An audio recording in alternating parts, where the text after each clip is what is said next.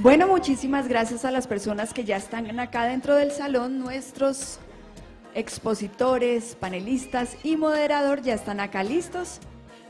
Suba al escenario, por favor. Y para quienes no los conocen, los presento. Ellos son Carlos Fradique, socio de Brigar Urrutia, Luis Gabriel Morcillo, socio de Brigar Urrutia, Jean-Pierre Serrani, Head of Investment Banking de Bancolombia, y Laura Betancur Restrepo, gerente de estructuración y derivados de Bancolombia. En este momento vamos a hablar de financiamiento de fondos de capital privado. Así que, señores, muchísimas gracias y adelante.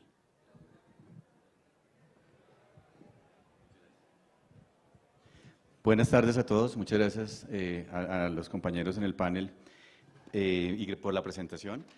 Lo que queremos hacer en los 30 minutos que tenemos ahora es recorrer varias ideas respecto de todos los retos asociados, tanto desde el punto de vista financiero, estructural y también legal y regulatorio, en cuanto a la financiación de fondos de capital privado, que tiene una cantidad de temas muy interesantes en cuanto a quiénes pueden financiar a quién, en qué condiciones, bajo qué circunstancias, con qué garantías, con unas consideraciones financieras súper interesantes en cuanto a eficiencia para gestores y también adicionalmente a eso algunas discusiones entre inversionistas y gestores sobre qué efecto tiene una financiación respecto de los economics del fondo. Entonces la verdad es que tenemos a los más importantes jugadores, la verdad, en la industria.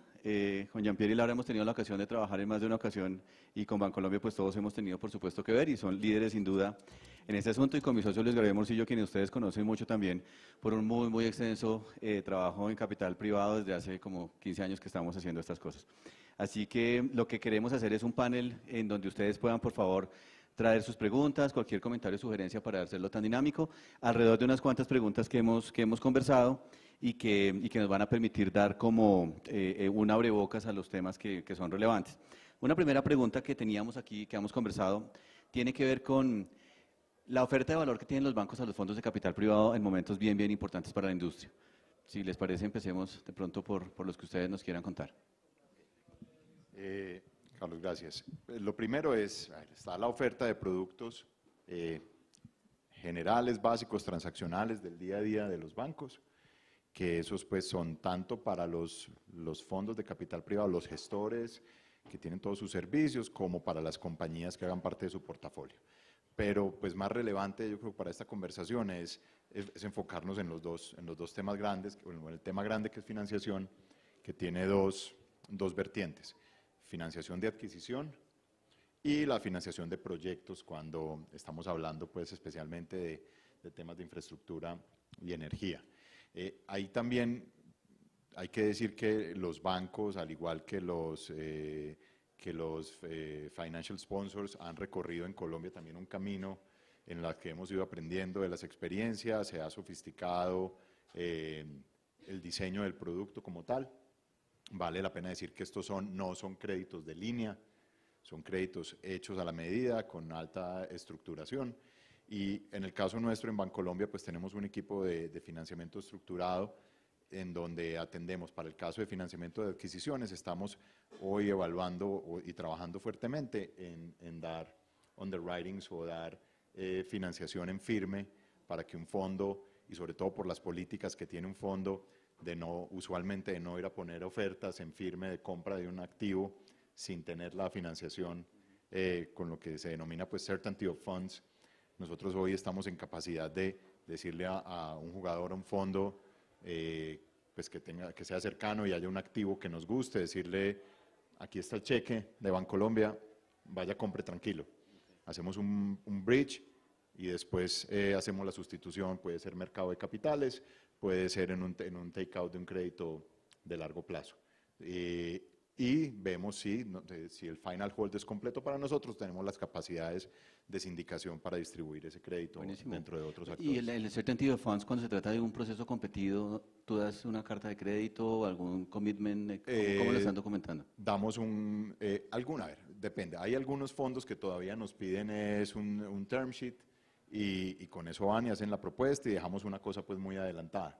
Pero hay otros que sí, por sus políticas, nos dicen, no, necesito certainty of funds y necesitamos pues una documentación en la que ya haya una obligación en firme del banco a desembolsar. bajo unas premisas que se dejan Y preestablecidas. cosas de ese estilo, Sí. coronavirus, digamos, Todo el coronavirus, todo ahí implementado. excepciones de las que deberían estar ahí. Y está también la financiación de proyectos, que ya tenemos una serie de jugadores, especialmente en el mundo de infraestructura y en el mundo de energía, donde son o bien sea socios o controlantes de proyectos y donde nosotros tenemos ya una práctica de project finance bastante estructurada, con estándares internacionales, con capacidad o flexibilidad en algunos casos o cuando se pueda, también de adoptar ley de Nueva York, tanto para financiación de adquisición o para project finance, y donde tenemos expertos de industria que acompañan esos procesos y expertos del producto de project finance y con un equipo jurídico interno y también pues con asesores que nos acompañan. Creo que la práctica pues ha madurado bastante, los bancos, pues obviamente nosotros, y hay banca internacional y banca local, hay una mayor disponibilidad a financiar y acompañar procesos de financial sponsors que quieren pues desarrollar proyectos de infraestructura, comprar compañías en sector real o compañías o utilities donde quieren hacer pues presencia fuerte, y en la mayoría de esos casos hemos estado nosotros presentes en el desarrollo de esta industria. Buenísimo, muchas gracias. No sé si tú quieres comentar algunos temas adicionales también. Ahora, por favor. Sí, en realidad, además pues de todas las soluciones en financiamiento que hacemos y realizamos pues a través del banco, nosotros hemos generado una oferta de valor supremamente potente para realizar coberturas. Coberturas de, en realidad, pues gestión de riesgo de mercado, porque muchas veces lo que hemos visto es que el gestor se enfoca mucho en cuál es el riesgo operacional del negocio, en conocer muy bien la industria en la cual están operando, pero muchas veces deja a un lado y no es una prioridad la cobertura del riesgo de mercado. Y por ejemplo, en el caso que el inversionista pues extranjero trae los dólares a Colombia y la tasa de cambio se mueve, entonces ya la cantidad pues que tiene que dar en dólares va a ser diferente, y nosotros con un equipo especializado que nos dedicamos exclusivamente a la gestión de riesgos, acompañamos con estrategias hechas a la medida a cubrir este tipo de riesgos. Entonces, en realidad lo que nosotros queremos hacer es que desde el gestor se tenga una política de gestión de riesgo para las operativas. Obviamente las operativas también deben tener pues su gestión de riesgo, pero que desde el gestor exista un compromiso, digamos, desde el principio cuadrado para que cada una de las operativas efectivamente se cubra el riesgo de mercado. Además es importantísimo porque tanto hacia abajo en las inversiones del fondo como hacia los inversionistas el golpe es grande. Yo me imagino que después de que uno ha tenido el PIS que han invertido a dólar a 1.800 y uno sale a vender a 3.200, pues ahí uno puede ser el mago de las finanzas y no hay forma en que eso dé buenos retornos. Entonces, exacto. Creo que la lección estuvo aprendida. Y eso es lo importante, que pues cada cual se enfoca en su negocio, sabe perfectamente cómo funciona, pero se nos olvidan todos esos factores que en realidad al final del día afectan los resultados pues, de las compañías. Sobre todo porque además, normalmente, si es un fondo pues, que está en toda Latinoamérica, el movimiento de las monedas ocurre todo al mismo tiempo. Entonces, cuando ocurre todo al mismo tiempo, pues si estoy invertido en Chile, en México y en Colombia, y las tres divisas se están devaluando, pues el golpe es triple. Totalmente. Pues Gabriel, desde el punto de vista jurídico, de contratos, de regulación estructural, hay muchas cosas que seguramente puedes contarnos de tu experiencia en estos temas. Sí, yo creo que lo más relevante es poner en esta discusión esta oferta de productos bancarios para fondos de capital privado, precisamente esa novedad como producto que es financiar el fondo, porque usualmente lo que se había visto en la industria es el financiamiento de proyectos, y es a nivel de proyecto donde se buscaba esta estructuración precisa de flujos y de coberturas a nivel de proyecto. Ahora que la industria ha avanzado con esa solidez, el fondo también puede ser directamente quien reciba la financiación, y ahí abre una pregunta jurídica que no es obvia, aunque hacerla es: ¿quién es el deudor? Ustedes hacen una debida diligencia del gestor profesional porque controla los llamados para el repago, una debida diligencia de los inversionistas para ver realmente esa capacidad financiera y obviamente un diligence en el proyecto, que es el generador de flujo.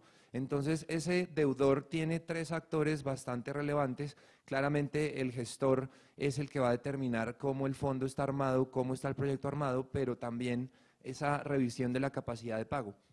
Y especialmente porque entra uno a ver que se había financiado mucho más proyectos, ya ahora los fondos, los inversionistas, los gestores lo están haciendo, y lo interesante es que en el diseño de los reglamentos entra uno a discutir cuánto es lo máximo que se puede endeudar ese fondo por compromisos de inversión, a qué plazos, si hay algún límite restrictivo de compañías o de sectores que no perciban deuda. En fin, es un diseño que nace desde el fundraising también para permitir que el fondo precisamente tenga la posibilidad de financiarse a ese nivel y no necesariamente únicamente a proyectos.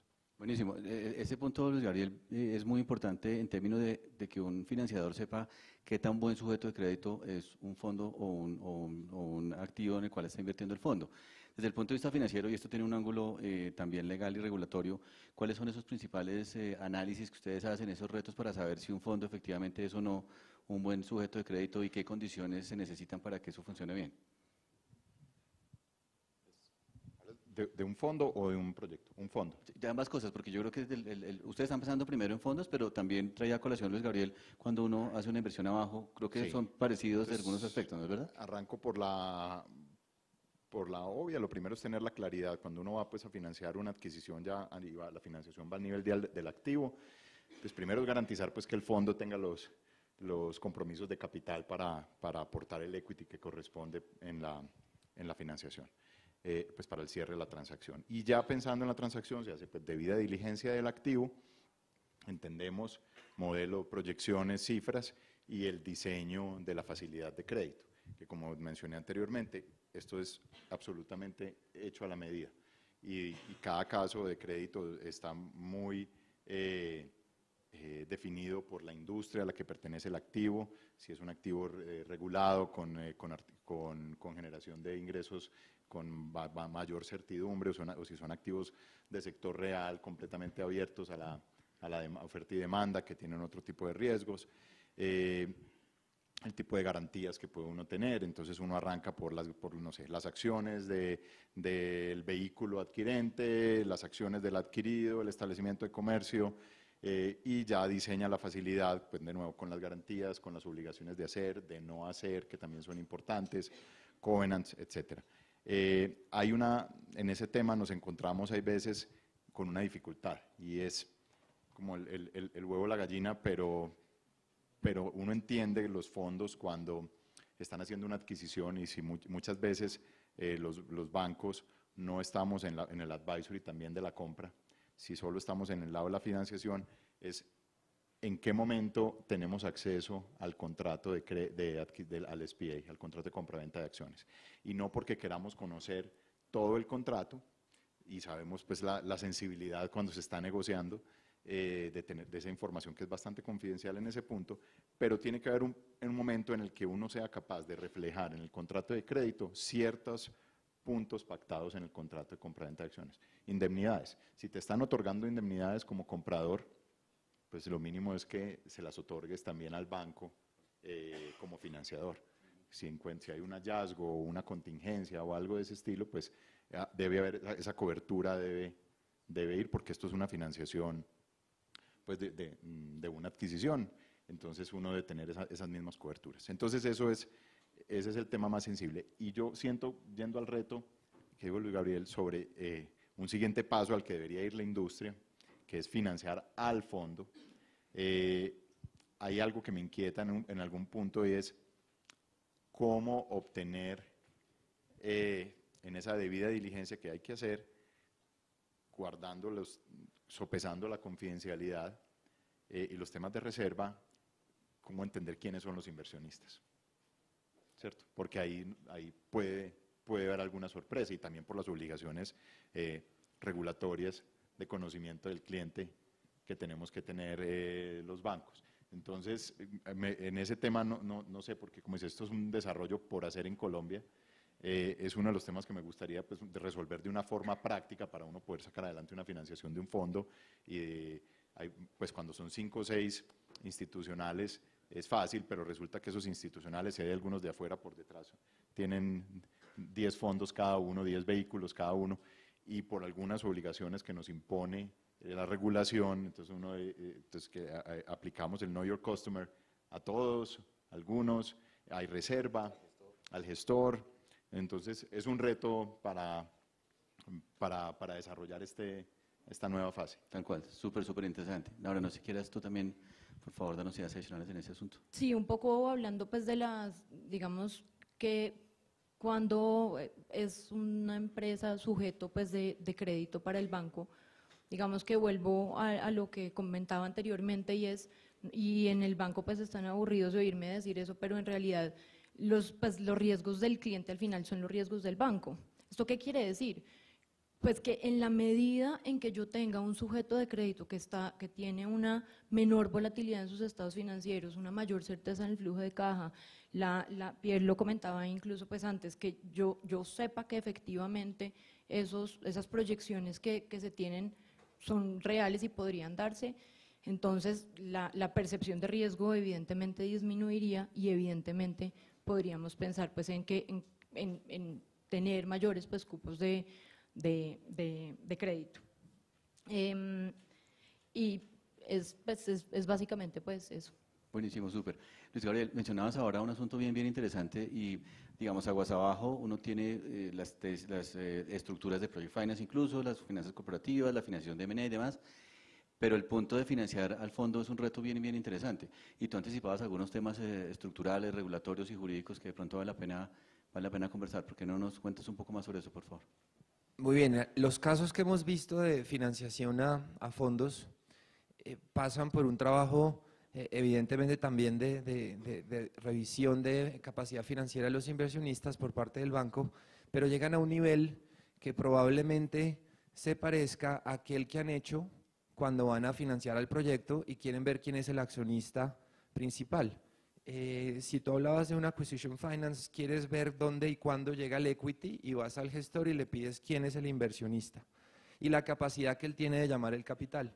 Si le prestas al fondo, necesariamente tienes que tener la misma cadena bien firme, agarrada para saber que si hay un default del fondo tenga la fuente de pago que son los recursos de inversionistas. Entonces, es un mecanismo de garantías el que hay que prever. Los casos que hemos visto pasan, por ejemplo, por lo que se ha visto es prendar los capital calls de los inversionistas. ¿Eso qué quiere decir? No estamos necesariamente prendando o poniéndole una garantía a los compromisos de capital, sino directamente a un compromiso de capital automática o previamente realizado, donde lo que ocurre es que el gestor ya llamó el capital. Como he dicho, la regla es siempre 15-20% máximo del fondo. Luego esa deuda no puede ser tan grande, sino como un capital call del 15%, pongamos ejemplo, se deposita inmediatamente en la sociedad administradora y ese compromiso ya está, ese capital call ya está comprometido, atado al fondo, a esta financiación. La administradora opera como un tercero, un escrow independiente. Una figura que incluso vimos en una financiación internacional incluía un poder que le daba el gestor al banco para que hiciera el banco el capital call si había esa necesidad. Le daban una discreción, digamos, adicional al banco. Pero si no es vía poder, el capital call queda ya depositado y en caso de incumplimiento de una condición, la administradora lo que tiene que hacer es llamar el capital y hacer el pago o la aceleración del crédito, digamos, de manera anticipada. Esa es una de las garantías que hemos visto a nivel local para que los bancos, evidentemente, pues, faciliten la financiación. Pero cuando tú tocas un punto muy relevante, la confidencialidad del inversionista pasaba por saber quiénes eran los inversionistas. En el universo nuestro, saber qué institucionales son, pues es sencillo y son públicos.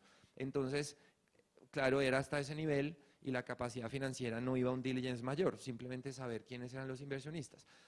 Cosas adicionales que pide el gestor, el banco pide el reglamento y se asegura todas las consecuencias que hay de incumplimiento de un llamado de capital.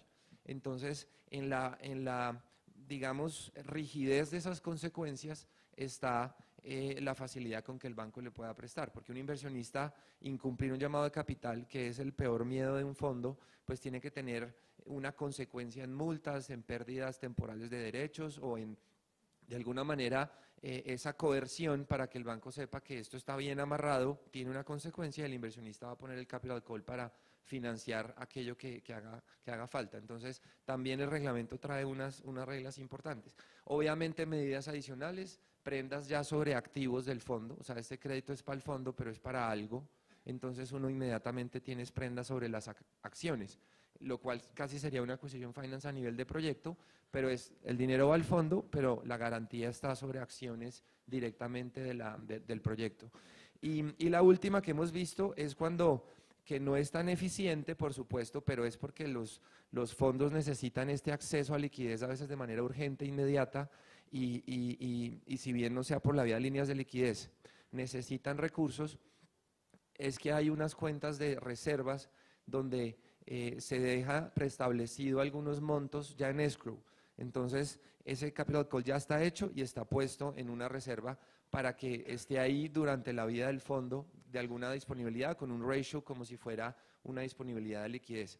Eso solo se ha visto en casos donde es más difícil obtener el llamado de capital en un mes o en lo que se necesita, y como hablabas ahora, pues yo tengo que asegurar el deal y tener un acceso al crédito inmediato, con lo cual dejando algo en reserva, pues puede ser costoso para el fondo, pero asegura la inversión. Entonces esa es una combinación de medidas, yendo a una que de pronto no hemos hablado, y es cuando la intención del fondo es financiar gastos o management fees. Es un tema absolutamente controversial, pero entonces los fondos no solamente están buscando financiación para proyectos, sino para su día a día, y esto tiene obviamente, dicho de otra forma, mejorar la TIR del fondo. Y es cuando el fondo, ahí sí lo hemos visto únicamente primeros 18 meses de vida, no hacer los primeros capital calls de gastos, probablemente sino hasta que haya realmente el primer activo a invertir, el fondo se ha financiado con una línea de crédito, ahí sí es distinto, no es un crédito específico, sino una línea de crédito, también con topes, con plazos, máximo 18 meses, corto plazo, y donde el gestor administra y gestiona un buen retorno para no poner ese capital ocioso cuando no hay proyectos todavía invertidos. Por eso evita el negative carry de hacer llamados carísimos. Y en esa misma línea, brevemente, Luis Gabriel, de pronto también, pensando en quién es el fondo y quién es el sujeto de crédito y quiénes están detrás del fondo y esos retos, también hay un ángulo regulatorio bien relevante y un tema también además contable, de consolidación y retos con la superintendencia. Por ejemplo, cuando un fondo va a comprar un banco, la superintendencia con razón dice, bueno, ¿quién es el que lo está comprando? Y si el día de mañana hay que fondear el banco, ¿de dónde va a salir esa plata cuando el recurso está limitado a los commitments y no sé quiénes son? Entonces ahí de pronto, Luis Gabriel, brevemente también sí puede hacer unos comentarios sobre ese tema regulatorio frente a la super y los temas de consolidación y contables que también pueden tener que ver con lo que tú estás hablando mucho. Ese es un punto relevante en el plano regulatorio. Hasta hace año prácticamente no sabía esa certeza de que el fondo pudiera tomar deuda. Siempre se dejó eso abierto en el reglamento, y el decreto no tenía esto expreso como una capacidad de poderlo hacer. Y de hecho, las normas que uno veía eran los límites de apalancamiento de los FICs y lo que demás había para los demás fondos de inversión colectiva. Eso tenía unas restricciones, incluso unas hablaban de que una FIC no puede ir sino hasta el 100% del tamaño del fondo. Evidentemente, pues eso es apalancarse 2 veces. Eso en fondos de capital privado con el nuevo decreto no quedó la rigidez de un tope, lo que quedó es la posibilidad expresa de hacerlo si en el reglamento se pacta. Entonces ya quedó la viabilidad de poderlo hacer. Y la discusión con la super dejó de ser pues hasta dónde estaban los riesgos, si estaba permitido o no, si el gestor había revelado para qué, etcétera. Entonces todo va a la discusión de fundraising. Si se dice que se va a hacer, preverlo en el reglamento, para qué, en qué casos, los plazos, etcétera. Entonces, la superintendencia ha entendido que es una medida de protección del capital cuando es para suplir necesidades inmediatas de liquidez. Ya para proyectos más grandes y fondear el fondo más, pues es un tema de nuevo, permitido, pero sujeto a la negociación del reglamento, saber hasta dónde los inversionistas están dispuestos a tener un fondo con 30%, 40%, etcétera. Pero afortunadamente, digamos, en el plano legal ya es permitido y es un tema de reglamento, y con una mitigación de riesgos, que es el otro punto que la super ha elevado muchísimo, y es, ok, se puede permitir que el fondo se endeude, pero ¿qué le van a exigir a ese gestor específicamente los inversionistas para permitirlo? Y entonces hemos visto casos donde se exigen manual de políticas muchísimo más altas a los gestores, manuales de inversión, manuales de riesgo. De hecho, también se ha dicho que los inversionistas tienen que tener el conocimiento de ese estándar para poder saber que si hay un capital call para financiar pues, a un banco por un repago, no es cualquier inversionista. Entonces, la Super alguna vez mencionaba que eso se permitiera para qué fondos donde solo había qué inversionistas. Esas discusiones llevan ahí es a que el reglamento prevea los mecanismos y se le exija al gestor políticas a nivel de proyecto y políticas a nivel de gobierno corporativo, de mucho más estándar en la gestión del proyecto y en la gestión del gestor del fondo. De acuerdo. Mientras ustedes preparan sus preguntas para el final, me devuelvo primero con Laura y luego con Jean-Pierre en cuanto a experiencias positivas y negativas que se hayan visto en este tipo de estructuras. Creo que debe haber mucha cosa interesante que nos puedan contar. Sí, en realidad pues nosotros hemos, y recientemente incluso ya lo comenté un poco, lo que ha ocurrido mucho es que pues el inversionista cuando invierte pues en un fondo, claramente lo que está buscando es diversificación. Y muchas veces lo que vemos, y como lo decía anteriormente, es que pues, las operativas en las cuales el gestor está invirtiendo tienden a estar correlacionadas por unos factores de riesgo que están allá arriba. Entonces la industria es una, pero allá arriba está las tasas de interés. Entonces las tasas de interés, si están endeudadas, el costo pues, de financiamiento evidentemente va a aumentar. Eso va en contra evidentemente de la rentabilidad del inversionista. Lo mismo ocurre, como les decía, con las monedas, con los commodities incluso, y la correlación que existe entre las monedas y los commodities, pues como somos nosotros. Entonces digamos que sí hemos visto que esto se refleja y que al final termina afectando al inversionista y pues le pasa cuenta de cobro, digamos. Y casos pues positivos, evidentemente muchas veces, lo comentaba al inicio, los fondos incluso pues también que tienen inversionistas pues que están en dólares, muchas veces lo que hemos visto es que el fondo intenta efectivamente lo que les decía, que tenga una política desde el fondo. Entonces esto lo que permite es que ya la rentabilidad pues de cada uno de los inversionistas se mantenga en un nivel pues tolerable. Buenísimo. Muchas gracias, Laura. Jean-Pierre, ¿tú qué nos puedes comentar sobre esto también? Las negativas yo las reparto como en dos mundos. Y también, esto ha sido un proceso de poco más de 10 años que se ha venido desarrollando la industria acá. Y como banco, el peor caso que yo tengo en mente es un tema de alineación de intereses o de conflictos de intereses, donde hubo un gestor le pudo más la necesidad de ejecutar el fondo, tenía un plazo para hacer los llamados de capital. Entonces al final lo que sentimos era que el fondo compró lo que le vendieron, no lo que era bueno.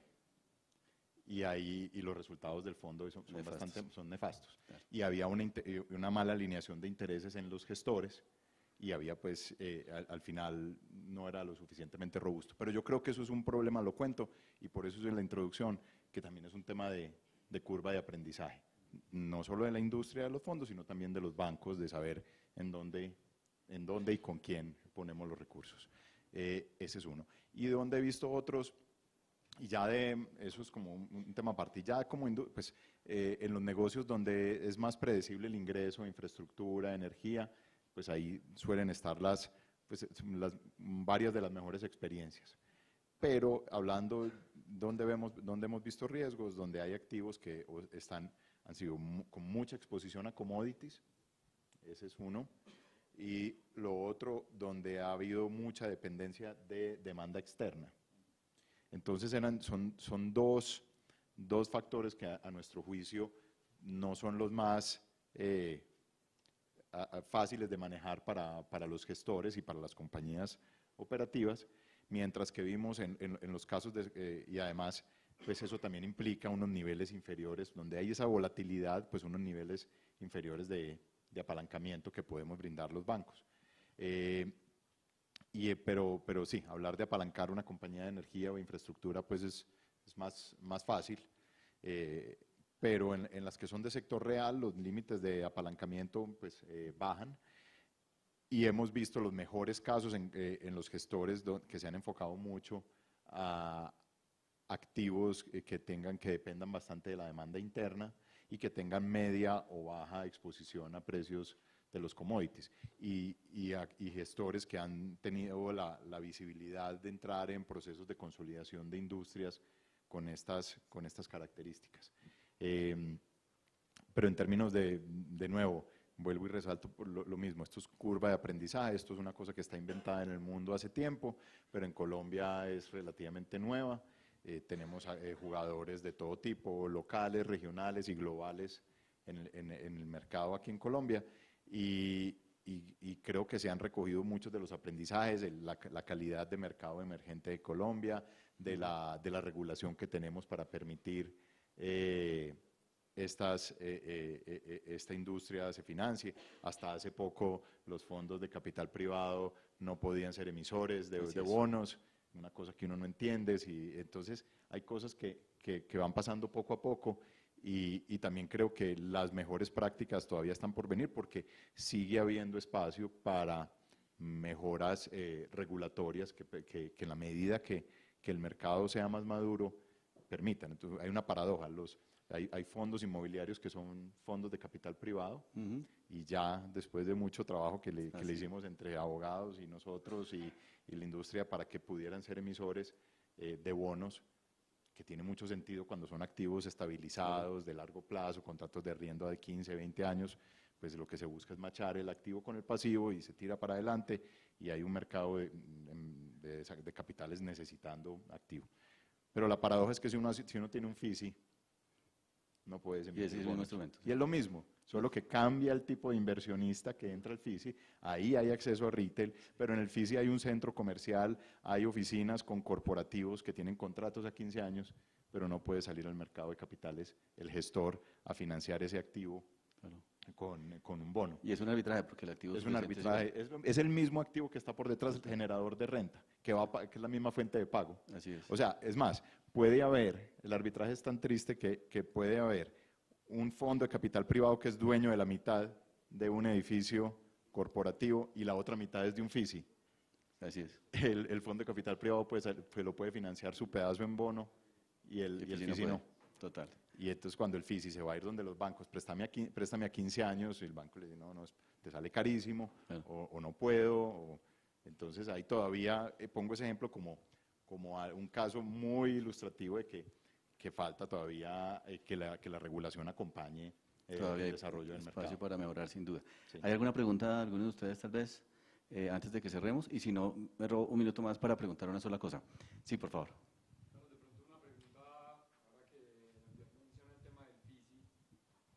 Cuando hay personas naturales por detrás de los llamados de capital que vaya a tener el fondo de capital privado, ¿cuál ha sido como el reto que han enfrentado, o si en algún momento un fondo de esos se quisiera apalancar con una línea de liquidez contra unos llamados que no van contra unos institucionales, sino contra un retail que está a través de una banca privada o de una comisionista de bolsa, una fiduciaria?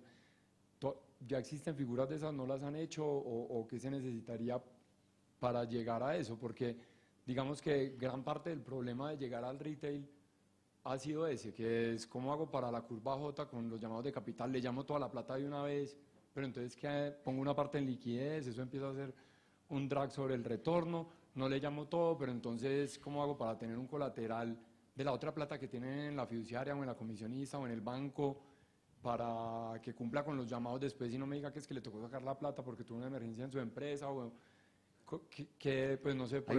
Hay una medida pues práctica, que lo tuvimos pues en el pasado, y es cuando uno está en una, quien distribuye o quien que se encarga de la distribución pues de este fondo en el retail, una sociedad comisionista de bolsa, usualmente lo que tiene pues tiene que tener la visibilidad del dinero. Entonces uno sí puede ir diciéndole con los portafolios que tienen los clientes en retail, uno puede ir apartando el dinero en un bolsillo dentro de la sociedad comisionista, listo para pasarlo al fondo cuando haya el llamado.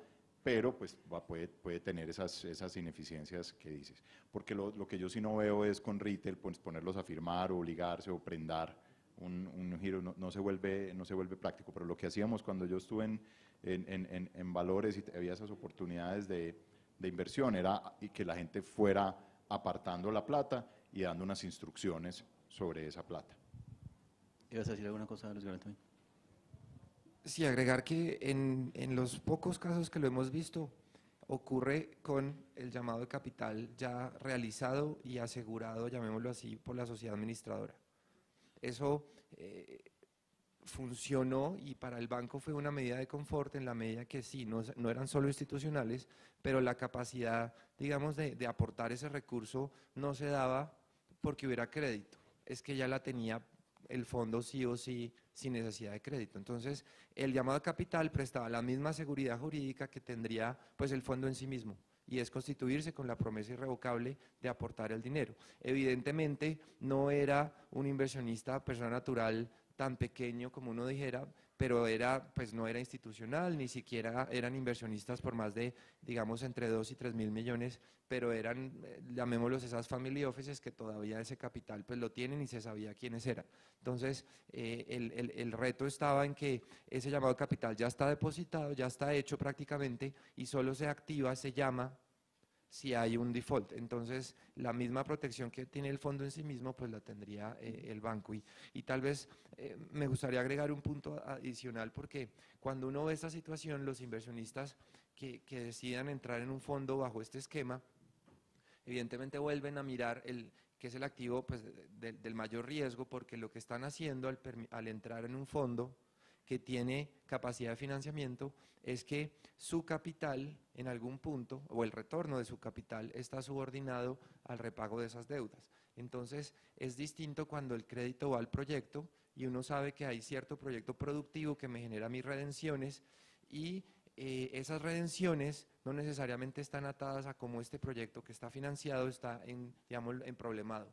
Cuando el crédito va al nivel del fondo, es cualquier peso que vaya al fondo, primero tiene que pagar la deuda. Entonces hay una prioridad en el pago de la deuda a nivel de fondo versus a nivel de proyecto. Por eso la mayoría de casos se han dado a nivel de proyecto y dejando en casos permitidos, se han hecho, los hemos visto, pero acotados en tiempo y en tamaño, para que el inversionista vea esa proporción protegida.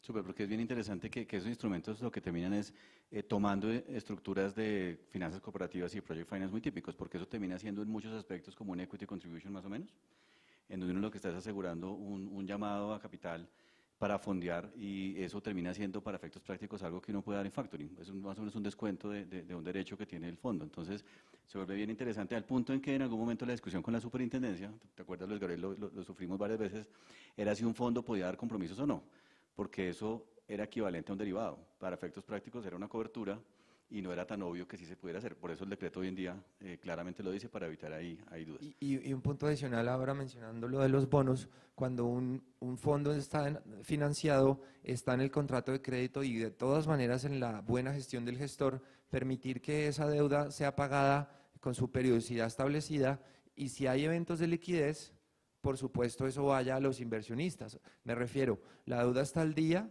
el resto del capital del inversionista no está subordinado al 100% del pago del crédito. Quería aclarar eso porque lo que hace es que el crédito, si está en default, probablemente una prioridad de giros. Pero si el crédito está estable en sus cuotas, obviamente si hay eventos de liquidez, el fondo sigue distribuyendo a los inversionistas y el crédito está en perfecto estado. Diferente de lo que ocurrió con la posibilidad de que ahora emitan bonos los fondos de capital privado, que a pesar de que dimos la discusión con la superintendencia y la ORF, cuando un fondo de capital privado emite bonos, regulatoriamente quedó que durante el tiempo de la vigencia del papel no puede hacer distribuciones.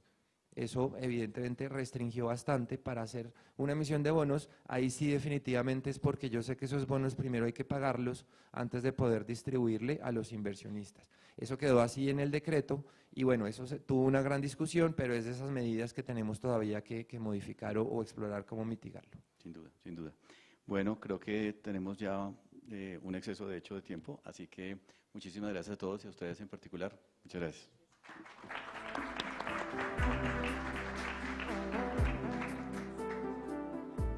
Señores, muchísimas gracias.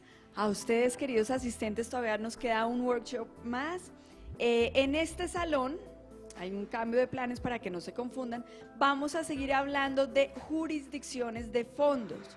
Los que estén interesados en temas inmobiliarios pueden pasar al otro salón. Vamos a esperar a que lleguen nuestros expositores e iniciamos.